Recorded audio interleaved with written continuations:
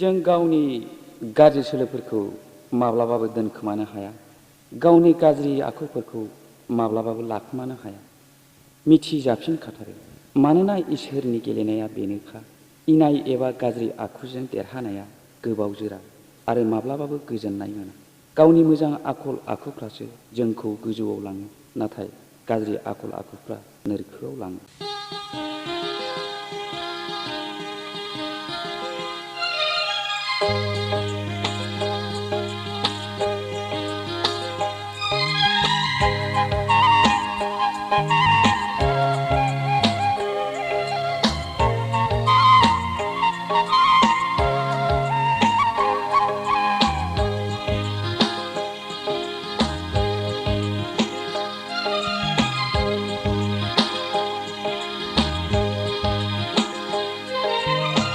गावनि अगेन सोलोफोरखौ एब्रेनानै दोनखोमानो रावबो हाया।